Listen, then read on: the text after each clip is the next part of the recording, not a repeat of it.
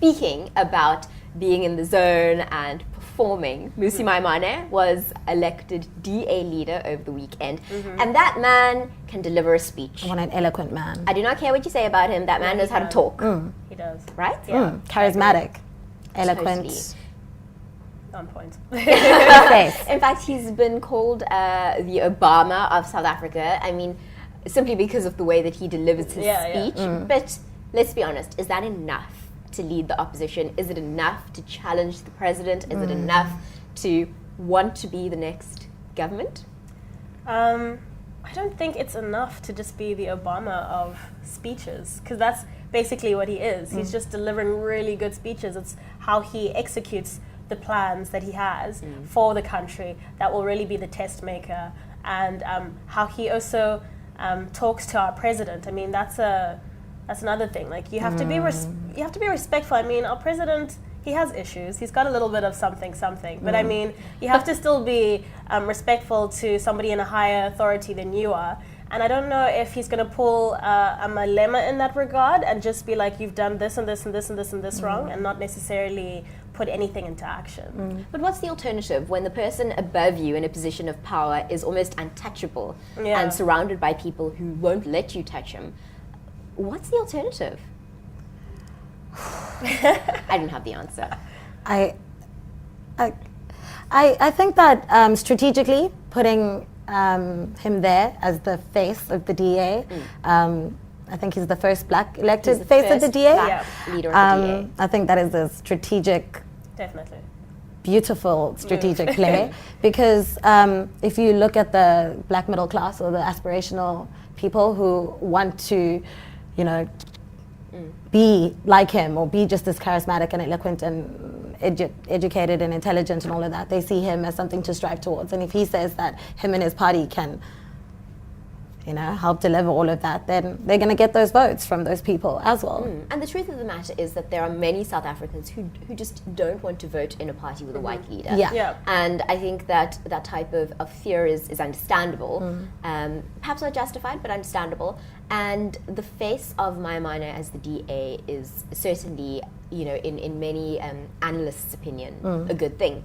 But how is he relating to the youth? You mentioned your brother. My brother is also 20 years old. He's a bit younger than me, and he seems to think that I don't know if I should actually say this on camera, he'll kill me. He says that like a lot of his friends have been chatting about Maimane, and a lot of them aren't really convinced that he is in touch, that he actually knows what's going on. I have that same viewpoint. Like, I'm a black citizen of South Africa, and I'm not necessarily youth, like I'm not necessarily 16, and I'm not necessarily in my 30s either. I'm in that waiver, and for me, I don't relate to him. I see him as a guy making changes, but how I grew up, middle class, I just don't necessarily relate to him. So that could be a factor that's sort of holding him back, and I think that's how most not just black individuals think in that age group, but just youth in general. Like, we can't really relate to him. Yeah. But is it important for us to relate to our leaders? Because are we ever going to find the person who kind of lived our story and knows exactly what's going on? I wonder. I mean, it's not impossible to find somebody who could be relatable. I mean, Tata Mandela wasn't relatable to me as a 5-year-old in the 90s, but I loved him like a father figure, and I was just like taken away by this smart man who can relate to all people, not just the people in Lokshin or the people in the city. Like, he was relatable. So it's not impossible to find somebody who is like that and is equally charismatic as they are smart. Yeah, absolutely. So when we look at the political landscape in South Africa now as young South Africans, are we optimistic or fearful? Personally, I am more confused than I've ever been in my life. I'm not entirely sure, as much as I try to keep up and read up and stay on board with everything that's going on, I'm not entirely sure if they realize that they're all reflecting each other in the way that they present themselves to us. And it's almost like when a bunch of, I hate to reduce it to this, but when you're, say, a kindergarten teacher and a bunch of kids all come to you and they're all trying to tell you who stole whose juice box, and it's messy to look at from a public Yeah. perception, and and we're trying to be supportive, and we're trying to stand for something, but it's lately it's been very fuzzy. It's fuzzy, and Yeah. I myself am like politically homeless, as a friend of mine said. Like, you want to relate to one party and you want to feel like, I'm confident that they will do stuff and they will change and make this more, better than something it was before. But now it's just like, you're kind of wavering, you're just like in the midst of everything. So I don't know, like. I wonder how many of the DA's votes are not necessarily from people who want to vote for the DA, but for people who just don't want to vote for the ANC into a majority in Parliament. The type of grudge voting. And I know that quite a few South Africans who I speak to have that mindset. The DA is not the be all and end all for me. In fact, it doesn't matter. But people are voting for an opposition. Yeah. Perhaps my money would turn that around. Perhaps. But it's still, I don't know, for maybe an older age group, maybe my parents, it's great that he's a black man in what we call a white party, but it will always be that white party versus the black party versus ANC. It still has that stigma, and I'm not sure if he's going to be able to change that around. Yeah, I think he's going to have a lot of work to do. A lot of work to do, because on the surface we all see that they are trying to make a change, but I don't think that we are in the position now as a country to be okay with surface changes. Yeah. I think it's much deeper than that now. We've gotten to the point where, okay, so he's black. Are your policies also going to fit the transformation? Are you going to start talking about transformation as the DA, in the economy, or is this just a quick ploy?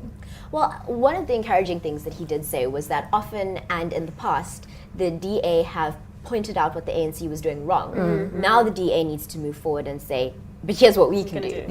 Put that on the table, because we can all point at the ANC and point out what they're doing wrong. It's they're not exactly making it difficult for us.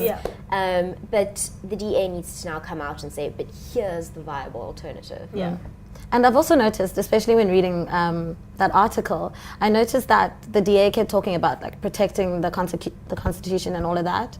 And I realized that the ANC did have a majority, 2/3 majority, and how they're almost trying to protect something that no one's trying to change.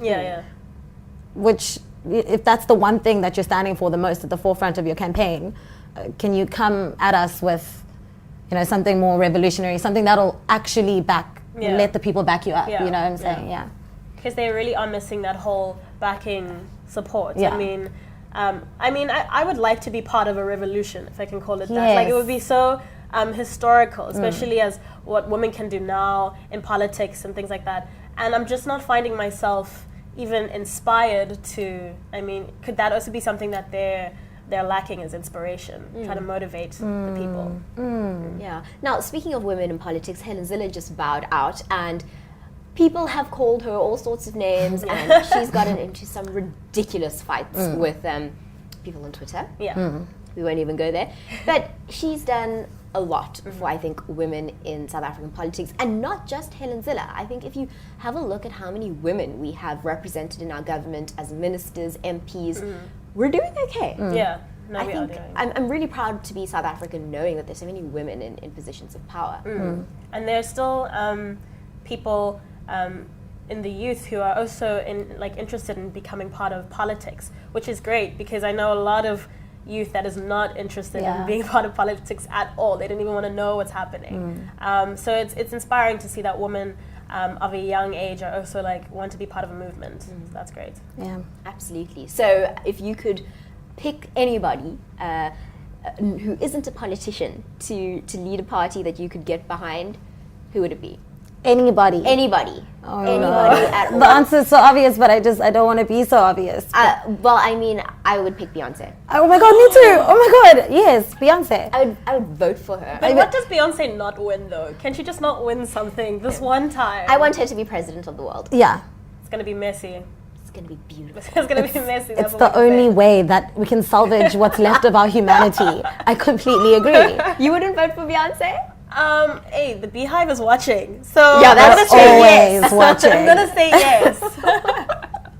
Yes, especially after some people dared criticize her Met Gala dress Yeah. and got But she was completely taken flawless. down. She was flawless. She was flawless. There was She nothing to looked criticize. like the female version of that Oscar man made out of gold. Yes. I was literally like, accurate. oh my gosh. Yeah. It's like she just ascended from an ocean of rainbows and diamonds. Like literally a unicorn. But I feel like if Flawless. we keep talking about Beyonce, we're going to be here a while. Yeah. So we're going to have to cut this short. The bottom line is, if you ever decide to run, you've got our votes. you got our votes. Got it. Awesome.